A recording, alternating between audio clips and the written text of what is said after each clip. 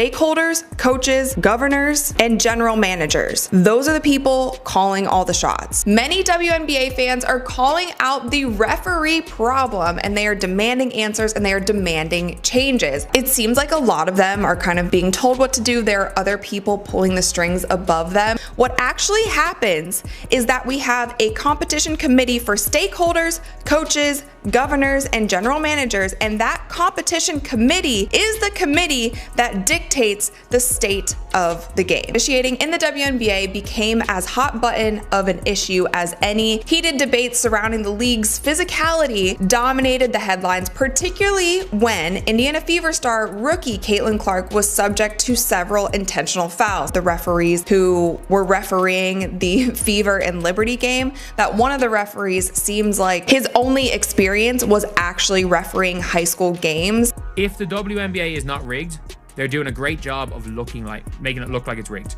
Because if you guys didn't see the referees literally, they made a bad call. And if you guys have ever played sports, you know that like when a referee knows they've screwed up, they will do everything they can to not talk to the players. They are running away from the Indiana Fever players. As you can see, like it's not just Caitlin Clark, it's Sophie Cunningham. And he's like, no, I'm not looking. No. And you know bad refs, because again, I live in a country where there are good refs and the good refs know who they are, but the standard of refereeing is absolutely shocking. And like I've seen referees be talking to coaches, and then mid-conversation, just when they know they're in the wrong, mid-conversation just turn around and start ignoring players. If it wasn't for the fact that the WNBA is a professional sports league. This would be funny if the WNBA was not a pro sports league. Straight up, it would be funny. Everything changed as soon as the video appeared on social media. Like all WNBA matches, it got off to a contentious start. The league's biggest star, Caitlin Clark, is standing with the ball in her hands. The defense is tight, and there is a buzzer beater on the line. A defender was in her face with 1 second remaining. There was only a collision, no shot, no whistle, and quiet. However, what followed was indignation rather than only disappointment. Every angle of the sequence was replayed by the TV cameras. In one motion, Clark was grabbed, hauled, struck in the arm, and had his shoulder examined. Not only was the last play overlooked, it was handled poorly. It was visible to fans. The players were aware of it. The pundits themselves paused in shock. The referee was also present and observing. And he did nothing. Clark had previously taken blows without wearing any kind of protection. However, the stakes were larger and the receipts were quite obvious this time. Within minutes, the video was shared on many sites. The slow-motion edits followed. Each of the slowed-down frames and the red circles conveyed what everyone already knew but was afraid to express out. In addition to missing calls, the officials were disregarding them. Additionally, it was beginning to appear purposeful in Clark's case. However, none was ready for what came next. There was a surge of discontent behind the scenes. Dozens of complaints were allegedly sent to league leadership. Media queries, phone conversations, and emails. Former athletes shared their thoughts. Active ones remained silent, but they were obviously observing.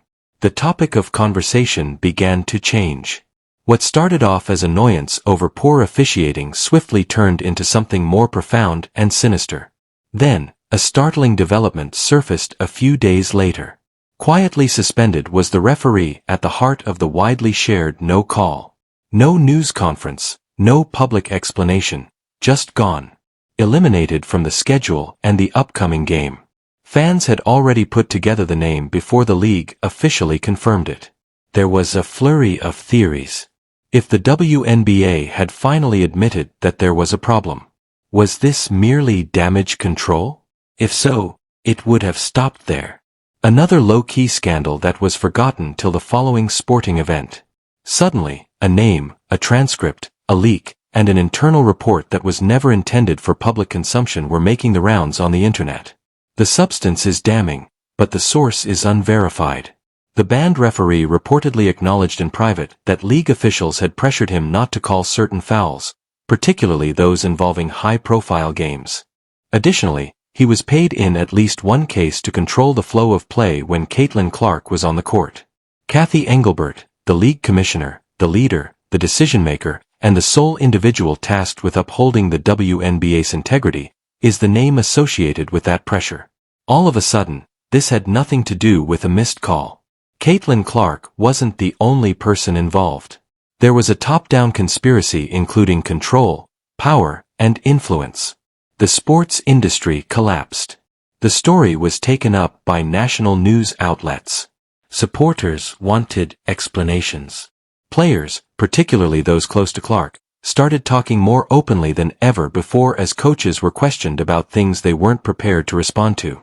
Engelbert, meanwhile, said nothing. Furthermore, that silence was more powerful than any press release. The league made an effort to stay afloat. PR agents put in a lot of overtime. Although discreet meetings were conducted behind closed doors, it was already too late. They had already lost sight of the story, as well as the commissioner. She was suddenly the face of corruption, which is something that no league wants to be connected to. However, no formal announcement or investigation was made until 48 hours later, when Adam Silver, the NBA commissioner and a significant player in charge of basketball operations at the highest level, intervened. Silver verified what fans had previously surmised in an emergency message. There was an internal investigation going on. There was evidence. According to the referee's testimony and the preliminary conclusions, Cathy Engelbert had gone too far in her acts. Silver declared that Engelbert would be suspended with immediate effect while the investigation's findings were being finalized. The league had never been in this situation before. A referee under oath, a sitting commissioner suspended, and a worldwide public watching it all happen. Like a tidal wave, the announcement was made. The WNBA wasn't the only organization rocked by Adam Silver's decision to ban Cathy Engelbert. All of the nation's main sports organizations were shaken by it. This was no longer solely about basketball.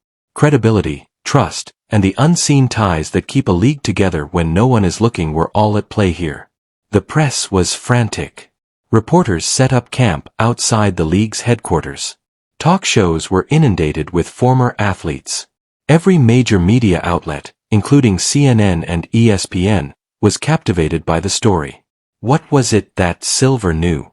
Did the referee say anything else? Had anyone else in the league office seen those directives and remained silent? Additional information quickly leaked. Insiders claim that in addition to testimony, the controversial referee had also produced texts, internal documents, correspondence between officials, and other supporting documentation. He had reportedly been instructed to avoid overalling contact, lessen the pressure on specific defenders, and, most terrifying of all, don't make it easy for Clark during those exchanges. The wording did not refer to direct bribery. It isn't. However, the implication was obvious. No one ever referred to the game as straight. Furthermore, that wasn't an error. It was an order. Cathy Engelbert was seated in the center of everything. Engelbert was no novice in the eyes of her co-workers. She had played a significant role in raising the WNBA's profile and growing its alliances. However, beneath all of that corporate gloss, there was constant discussion about narrative management and control. Control also became more difficult to maintain as Caitlin Clark emerged on the scene, bringing with her record ratings, crowded arenas, and a level of attention the league had never seen before. The WNBA was not only revitalized by Clark's entrance, but it was completely transformed. All of the plots suddenly centered on her. Her name was in every headline. She was the brand and the product, not just a player. And that presented an issue for Engelbert. Behind-the-scenes executives started talking in anonymous terms. They told of a commissioner who was becoming more and more concerned about the league's increasing reliance on a single star. There were rumors that Clark was becoming too dominant, that other players were being overlooked, and that her presence was overpowering the team element. Had it remained in marketing meetings, that notion would have been innocuous. However, it didn't. Rather, it allegedly crept into the referee prep session's subtle warnings, the officiating game notes, and the tunnel chats. What started out as annoyance over hype evolved into policy. Don't give the flops any rewards. Don't make the calls for her. Make her do all the work. And let them slide after she absorbed severe blows. It wasn't about preventing Clark from being successful. She needed to be careful not to give the impression that it was too simple. And she was doing precisely that. Despite the defenders covering her, the lack of calls, and the cheap shots, Clark continued to score, pass, and lead until she was unable to do so. Fans realized it was more than just bad luck when Clark eventually suffered a quad strain. Hit after hit, week after week, they had observed the accumulation. The bruises, the non-verbal cues, and the time she turned to face the referee and received no response. The climax wasn't the injury. That was the outcome. At that point, everything started to fall apart. Several referees started speaking up behind the scenes, discreetly and under protection rather than in public. They talked about a culture of enforcement by silence, in which some referees were driven out for voicing concerns and others were elevated for following the rules. According to one official, he was told simply, "Call it tight for everyone but her." Another explained how game reviews, which were initially meant to enhance officiating, had evolved into punitive measures. A referee would flag Clark if he granted him too many free throws. Nothing would happen if he allowed her to be thrashed without a whistle. It had purpose and was methodical. Fans were working on their assignments as well. Online footage collections revealed blatantly ignored missed calls, shoulder blows, body checks, and arm grips. Some were written off as being a part of the game even though they had gone viral months earlier. They now presented a distinct narrative in context. The WNBA made an effort to remain strong. No admission of wrongdoing or public remarks. However, Adam Silver had already intervened, and his action completely altered the situation. He wasn't merely preserving the integrity of the sport when he suspended Engelbert. In the sand, he was sketching a line. He was clear. The WNBA's events have an impact on the whole basketball community.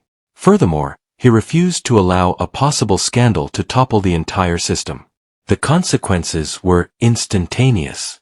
Sponsors began posing queries. Updates were required by networks. Players who had previously been reluctant to talk started to do so. One of Clark's closest teammates, Kelsey Mitchell, spoke with tact but clarity. She stated, "You've got to protect your stars," in a post-match interview. Because if they fall, what are we really building here? Veteran voices like Charles Barkley stepped up, criticizing the league of carelessness and raising doubts about whether Engelbert's personal control anxieties had put the WNBA's future in jeopardy. Even Clark made public remarks despite being ignored. "I wish to receive the same treatment as everyone else. Receiving calls when I'm fouled is part of that," she stated. "I've never requested preferential treatment.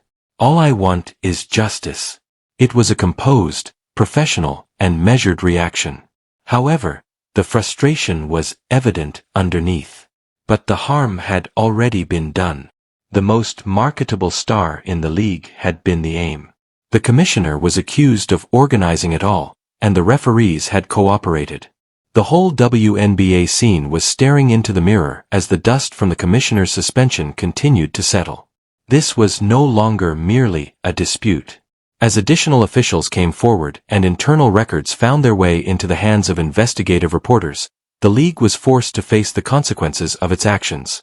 The image grew more distinct and unsightly. In private and under confidentiality agreements, several referees said that they had received instructions urging them to refrain from overalling fouls, let the game breathe, and in one instance, don't save her. This is all about Caitlin Clark.